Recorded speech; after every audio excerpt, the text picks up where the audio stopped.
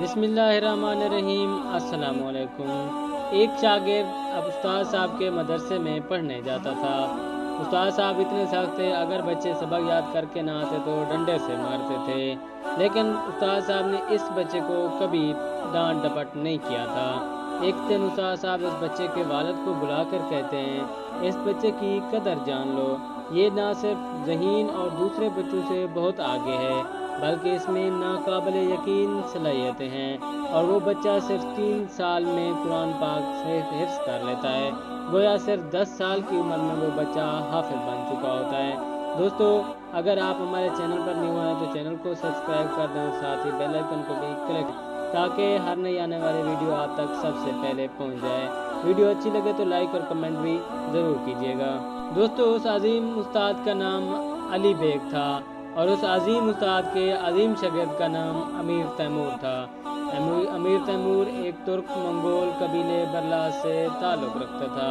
چنگیز خان اور امیر تیمور دونوں کا جد امجد تومنا خان تھا۔ تیمور کا تعلق سمرقند سے تھا۔ وہ سمرقند کے قریب ایک گاؤں کیش میں پیدا ہوا۔ اس کے والد معمولی درجے کے ذمہ دار تھے۔ تیمور 1336 عیسوی میں پیدا ہوا۔ یہ علاقہ اس وقت چغتائی سلطنت میں شامل تھا جو زوال پذیر تھی۔ چغتائی حکمران بے بس ہو چکے تھے اور ہر جگہ منگول اور ترک سردار اقتدار حاصل کرنے کے لیے ایک دوسرے سے لڑ رہے تھے۔ تخت نشین ہونے کے بعد تیمور نے اپنا لقب صاحب قرآن اختیار کیا۔ علوم نجوم کی روح سے صاحب قرآن وہ شخص کہلاتا ہے جس کی پیدائش کے وقت زورا اور مشتری یا زول اور مشتری ایک ہی برج میں ہوں۔ ایسا شخص اقبال مند، بہادر اور جری سمجھا جاتا ہے۔ دوستو، تیمور نے اپنی زندگی میں 40 ملک فتح کیے۔ وہ دنیا کے چند نادر لوگوں میں بھی شامل ہوتا ہے۔ تیمور کی ایک خاص بات یہ بھی تھی کہ وہ ایک وقت میں اپنے دونوں ہاتھوں سے کام لے سکتا تھا۔ وہ ایک ہاتھ میں تلوار اٹھاتا تھا اور دوسرے ہاتھ میں کلہاڑا۔ دوستو، اب بات کرتے ہیں فتوحات کی۔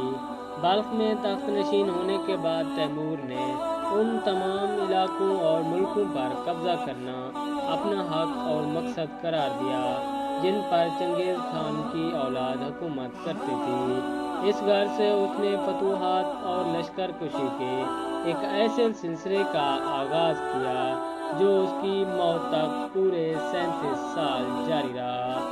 تیمور کے ابتدائی چند سال چغتائی سلطنت کے باقی ماندہ حصوں پر قبضہ کرنے میں صرف ہو گئے۔ وہ 776 ہجری میں کاشغر اور 781 ہجری میں خوارزم پر قابض ہو گیا۔ اس کے بعد اس نے خراسان کا رخ کیا۔ 1381 عیسوی بمطابق 783 ہجری میں برات کے خاندان کرد کو اطاعت پر مجبور کیا۔ اگلے سال نیشاپور اور اس کے نواح پر اور 785 ہجری میں قندھار اور سیستان پر قبضہ کیا۔ 1386 عیسوی میں اس نے ایران کی مہم کا آغاز کیا جو یورش 6 سالہ کہلاتی ہے، اور اس مہم کے دوران مازندران اور آذربائیجان تک پورے شمالی ایران پر قابض ہو گیا۔ اس مہم کے دوران میں اس نے گرجستان پر بھی قبضہ کر لیا۔ دوستو، اب بات کرتے ہیں روس کی مہم۔ 1391 عیسوی میں تیمور نے سیر اوردہ یعنی خاندان سرائے کے خان توغتمش کے خلاف لشکر کشی کی جو فوجی نقطۂ نظر سے فن حرب کا ایک عظیم کارنامہ سمجھی جاتی ہے۔ سرائے کے خان توغتمش کو سائبیریا کے آگ اوردہ خاندان کے حکمران ارس خان نے تخت سے بے دخل کر دیا تھا۔ تیمور نے توغتمش کی مدد کی اور اس کو دوبارہ تخت دلایا، لیکن توغتمش خوارزم کو اپنی سلطنت کا ایک حصہ سمجھتا تھا، اس لیے اس نے تیمور کا احسان ماننے کی بجائے تیمور سے خوارزم کی واپسی کا مطالبہ کر دیا۔ خوارزم دونوں حکمرانوں کے درمیان میں ایک مستقل تنازع بن گیا اور اس کو حل کرنے کے لیے توغتمش بار بار تیمور مملکت پر حملہ آور ہوا، کبھی صرف دریا اور کبھی خوارزم کے راستے اور کبھی قفقاز اور آذربائیجان کے راستے۔ تیمور نے تغتمش کی سرکوبی کے لیے 2 مرتبہ روس پر لشکر کشی کی۔ ان میں پہلی لشکر کشی 1391 میں سیر دریا یعنی دریائے سیہون کے راستے کی گئی۔ تیمور اپنے عظیم لشکر کو قازقستان کے راستے، جنوبی ارتش اور یورال تک بے آب و گیا میدانوں اور برف گزاروں سے کامیابی سے گزار لے گیا اور دریائے کنزجا کے کنارے موجودہ سمارا کے قریب 18 اپریل 1391 عیسوی کو تغتمش کو ایک خون ریز جنگ میں شکست دی۔ اب بات کرتے ہیں ایران پر لشکر کشی کی۔ روس کی مہم سے واپسی کے بعد تیمور نے 1392 عیسوی میں ایران میں نئی لشکر کشی کا آغاز کیا جو یورش 5 سالہ کہلاتی ہے۔ اس مہم کے دوران میں اس نے ہمدان، اصفہان اور شیراز فتح کیا، آل مظفر کی حکومت کا خاتمہ کیا اور بغداد اور عراق سے احمد جلائر کو بے دخل کیا۔ اس طرح وہ پورے ایران اور عراق پر قابض ہو گیا۔ تیمور ایران کی مہم سے فارغ ہو کر ابھی تبریز واپس ہی آیا تھا کہ اس کو اطلاع ملی کہ تغتمش نے دربند کے راستے پر حملہ کر دیا۔ تیمور نے دریائے تیرک کے کنارے 18 اپریل 1395 عیسوی کو تغتمش کو ایک اور شکست پاش دی۔ اس کے بعد تیمور نے پیش قدمی کر کے شیر اردہ کے دارالحکومت سرائے کو تباہ و برباد کر دیا اور اس کی اینٹ سے اینٹ بجا دی۔ اس مہم کے دوران میں تیمور استراخان، ماسکو، کیف اور کریمیا کے شہروں کو فتح کرتا اور تباہی پھیلاتا ہوا براستہ قفقاز، گرجستان اور تبریز 798 ہجری میں سمرقند واپس آ گیا۔ دوستو اب بات کرتے ہیں شام کی فتح کی۔ 1399 عیسوی میں تیمور سمرقند سے اپنی آخری اور طویل ترین مہم پر روانہ ہوا۔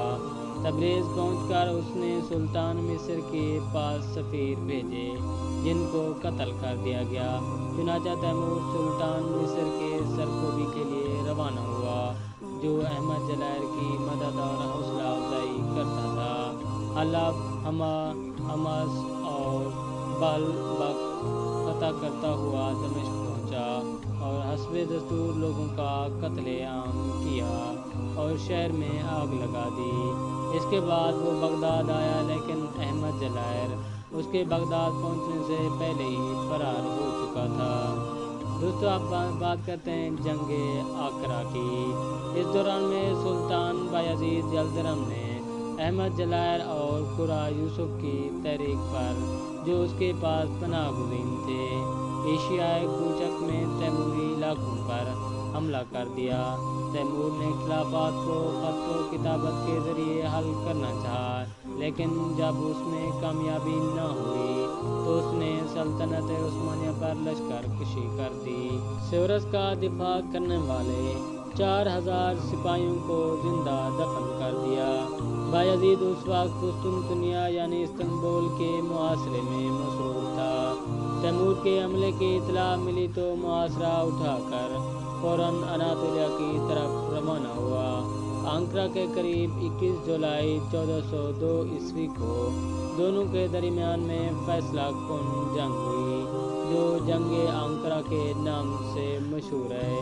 بایزید کو شکست ہوئی اور وہ گرفتار کر لیا گیا لیکن تیمور اس کے ساتھ عزت و احترام سے پیش آیا۔ مصر کے مملوک سلطان کو جب اطلاع ملی کہ تیمور نے بایزید جیسے طاقتور حکمران کو شکست دے کر گرفتار کر لیا تو اس نے سفیر بھیج کر تیمور کی اطاعت کر لی۔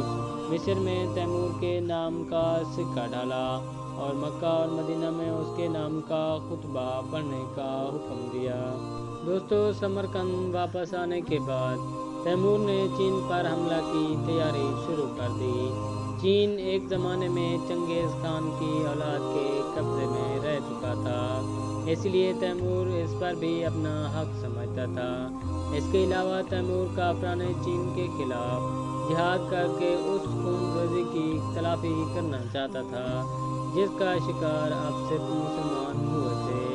سردیاں شباب پر تھیں اور تیمور بوڑھا تھا۔ سیر دریا کو پار کر کے جو منجمد ہو چکا تھا، جب وہ اترار پہنچا تو اس کی طبیعت خراب ہو گئی اور اسی جگہ 18 فروری 1405 عیسوی کو اس کا انتقال ہو گیا۔ اس کی لاش سمرقند لا کر دفنائی گئی۔ لڑائیوں میں زخم کھانے کی وجہ سے تیمور کا دایاں ہاتھ شل ہو گیا تھا اور بائیں پاؤں میں لنگ تھا، اس لیے مخالف مورخین اس کو حقارت سے تیمور لنگ لکھتے تھے۔ دوستو، اب بات کرتے ہیں تیمور بحیثیت فاتح اور حکمران۔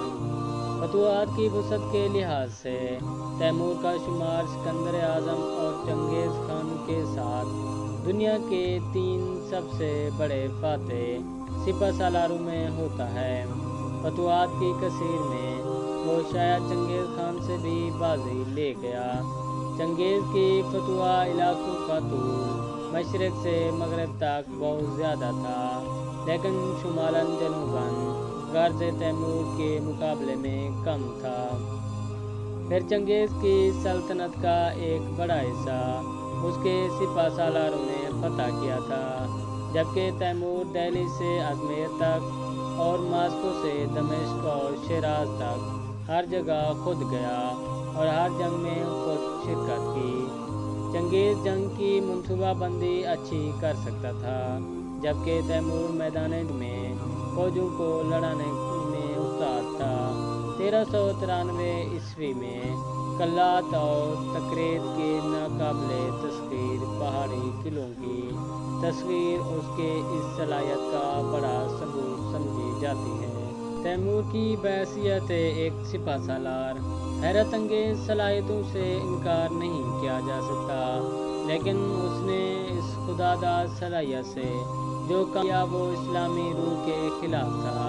اس کی ساری فتوحات کا مقصد ذاتی شہرت اور ناموری کے علاوہ اور کچھ نہیں تھا۔ اس لحاظ سے وہ خالد بن ولید، محمود غزنوی، ارطغرل اور صلاح الدین ایوبی کے مقابلے میں پیش نہیں کیا جا سکتا۔ وہ انتقام کے معاملے میں بہت سخت تھا، مخالفت برداشت نہیں کر سکتا تھا۔ وہ مسلمان ہونے کے باوجود خون ریزی اور سفاکی میں چنگیز خان اور ہلاکو خان سے کم نہیں تھا۔ دہلی، اصفہان، بغداد اور دمشق میں اس نے جو قتل عام کیے ان میں ہزاروں بے گناہ موت کی گھات اتار دیے گئے۔ وہ انتقام کی شدت میں شہر کے شہر ڈھا دیتا تھا۔ خوارزم، بغداد اور سرائے کے ساتھ اس نے یہی کیا۔ صرف مسجد، مدارس اور خانقاہیں غارت گری سے محفوظ رہی تھیں۔ حقیقت یہ ہے کہ اس معاملے میں منگولوں کی طرح وہ بھی اللہ کا عذاب تھا۔ تیمور نے اپنی فتوحات سے کوئی فائدہ نہیں اٹھایا اور کوئی تعمیری کام نہیں کیا۔ فتوح ممالک کا بڑا حصہ ایسا تھا جس کو اس نے اپنی سلطنت کا انتظامی حصہ نہیں بنایا۔ ان ملکوں کا وہ مقامی حکمرانوں کے سپرد کر دیتا تھا اور ان سے صرف اطاعت کا وعدہ لے کر مطمئن ہو جاتا تھا۔ اس کا نتیجہ یہ ہوا کہ ایشیائے کوچک شام، روس اور ہندوستان کے وسیع فتوح علاقے جو بڑی خون ریزی کے بعد حاصل ہوئے تھے، تیموری سلطنت کا حصہ نہ بن سکے۔ اگر وہ ان ملکوں کو اپنی سلطنت کا انتظامی حصہ بنا لیتا تو وہ دنیا کی ایک عظیم الشان سلطنت وجود میں آتی۔ اس معاملے میں چنگیز اور منگول تیمور سے بہتر تھے کہ وہ جس علاقے کو فتح کرتے تھے اس کو براہ راست اپنے زیر انتظام بھی لے آتے تھے۔ اس نے قفقاز کے علاقے میں لوگوں کو زبردستی مسلمان بنانے کی کوشش بھی کی، جو اسلام کی روح اور تعلیم کے خلاف ہے۔ تیمور نے توختماش، بایزید یلدرم اور سلطان مصر کو شکست دے کر عالم اسلام کی 2 بڑی طاقتوں کو ختم کر دیا، لیکن ان کی وجہ سے جو خلا پیدا ہوا اس کو پر نہ کر سکا۔ اگر بایزید کی طاقت ختم نہ ہوتی تو بلکان کا علاقہ 150 سال پہلے مسلمانوں کے قبضے میں آ چکا ہوتا۔ سرائے کی مملکت کی تباہی بھی اسلامی دنیا کے لیے اچھی ثابت نہ ہوئی۔ سرائے کی طاقتور مملکت کے ختم ہونے سے ماسکو کی نئی طاقت ابھرنے کے لیے راستہ صاف ہو گیا۔ تیمور نے روس میں ترکمش کے خلاف اور ایشیائے کوچک اور مصر میں سلطنت عثمانیہ اور مملکوں کے خلاف جو لشکر کشی کی، اگرچہ ہم اس کا الزام تیمور پر نہیں رکھ سکتے کیونکہ اس نے اپنی طرف سے صلح و صفائی سے مسئلہ حل کرنے کی پوری کوشش کی تھی، لیکن ان لشکر کشیوں کے نتیجے میں دنیا اسلام کو جو نقصان پہنچا اس سے انکار نہیں کیا جا سکتا۔ اسلامی تاریخ میں تیمور کا دور ایک بدنما دھبا ہے۔ اس دور میں دنیا کو فائدہ کم اور نقصان زیادہ پہنچا۔ شاید اس کی وجہ یہ تھی کہ تیمور کو مناسب اسلامی تربیت نہیں ملی تھی اور اس کی نشو و نما تورا چنگیزی کی حدود میں اور نیم وحشی منگول ماحول میں ہوئی تھی۔ بہرحال اس حقیقت سے انکار نہیں کیا جا سکتا جس علاقے میں تیمور نے اپنی مستقل حکومت قائم کی، وہاں اس نے قیام امن اور عدل و انصاف، خوشحالی اور ترقی کے سلسلے میں قابل قدر کوششیں کیں۔ برباد شدہ شہروں کو دوبارہ تعمیر کیا اور تجارت کو فروغ دیا۔ دارالسلطنت سمرقند پر اس نے خاص توجہ دی۔ ہیرالڈ لیمب لکھتا ہے، جس وقت سمرقند پر تیمور کا تسلط ہوا، وہاں سوائے کچھ کچی اینٹوں اور لکڑی کے مکانوں کے کچھ اور نہیں تھا، مگر یہی کچی اینٹوں اور لکڑی کا شہر تیمور کے ہاتھوں میں آ کر ایشیا کا روم بن گیا۔ وہ ہر فتوح علاقے سے صناعوں اور دستکاروں، فنکاروں، عالموں اور ادیبوں کو پکڑ پکڑ کر سمرقند لے آیا اور اپنے دارالحکومت کو نہ صرف شاندار عمارتوں کا شہر بنا دیا بلکہ علم و ادب کا مرکز بھی بنا دیا۔ اچھی بات یہ ہوئی کہ اس کی اولاد نے اس ہی کے آخر الذکر روایات کو اپنایا، جس کی وجہ سے وسط ایشیا کے تیموری دور کو تاریخ میں ایک ممتاز مقام مل گیا۔